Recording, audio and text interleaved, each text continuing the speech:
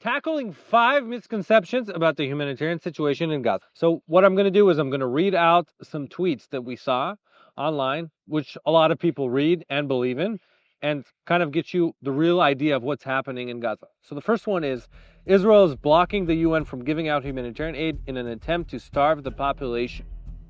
What actually is happening, since day one of this war, Israel has been working with a lot of international organizations, with the international community, to make sure that aid is going into Gaza. We actually have a joint war room outside of Gaza where IDF, COGAT, and the international community sit and meet and talk about how to make more efficient procedure of bringing aid into Gaza.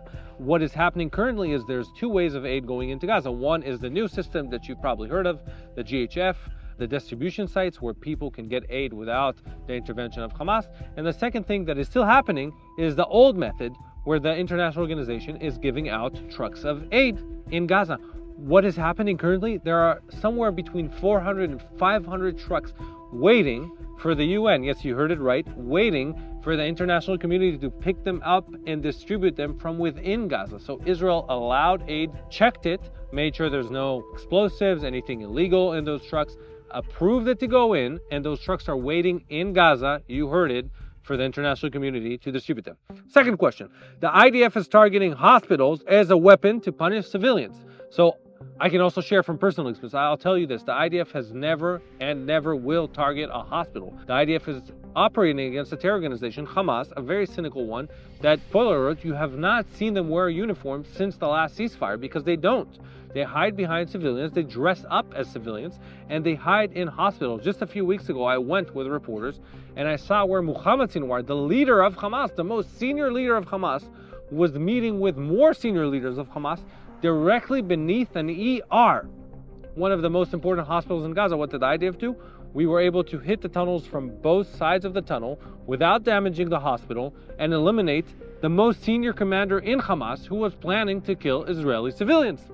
So the IDF does everything we can to mitigate harm. There's actually people in the same COGAT I spoke about that are in relationship with the different hospitals in Gaza, making sure they are helping them, providing them with essential equipment for their functions. Another example I remember, in one case where we were operating in a hospital we knew Hamas was embedded in, we had an operation before the operation, and the operation was to provide everything needed for the people of the hospital, for the staff to move to another hospital nearby to make sure they can keep giving care to the sick people. The third one, Israel is displacing civilians as part of their war against Hamas.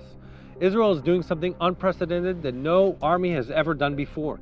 Israel has given up the element of surprise time and time again in Gaza. Israel has put out millions of warnings in different ways, leaflets, phone calls of people, actual people speaking Arabic to actual people in Gaza, of warnings on social media, telling the people where we are about to operate against Hamas, because again, Hamas is hiding behind civilians, giving a chance to the civilians to get out of harm's way, and then going in to fight Hamas. We would obviously much rather operate with an element of surprise against Hamas, but we are doing that in order to keep the civilians safe and make sure they have a chance to get out of harm's way, something Hamas is doing the opposite of, doing everything they can to make sure that they are dressed up as civilians and hiding behind civilians. The fourth one is Israel is preventing Gazans from getting medical assistance. So as I spoke about before, Israel is doing a whole lot to make sure the hospitals can function in Gaza. Just to remind you, Israel, when we saw there was an outbreak of polio in Gaza, or a potential outbreak of polio in Gaza, Israel ran a campaign giving out millions of vaccinations to Gazans in need alongside the international community. Israel is running a campaign of checking when there are people in need in special assistance and taking them out of Gaza and sending them to special hospitals in Israel and across the world.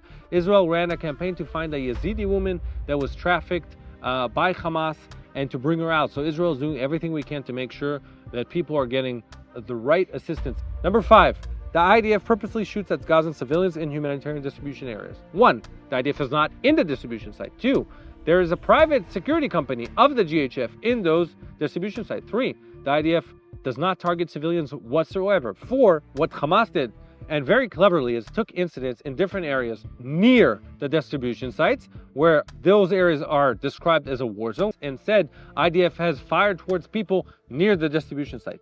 I was there a few days ago. I saw the people coming in. There's a very clear path. Anyone who wants to get aid goes on the very clear path. It's wide as a highway. It's very clear where you're supposed to be. And IDF troops are nowhere close. If someone is approaching or fighting IDF troops somewhere nearby, those places nearby are active war zones, are not the place where aid is given. And I side with my own eyes. Those places are secured by a private security company. IDF is not in there, is nowhere near there. I was in the closest post, which is a few hundred meters away. The mission continues.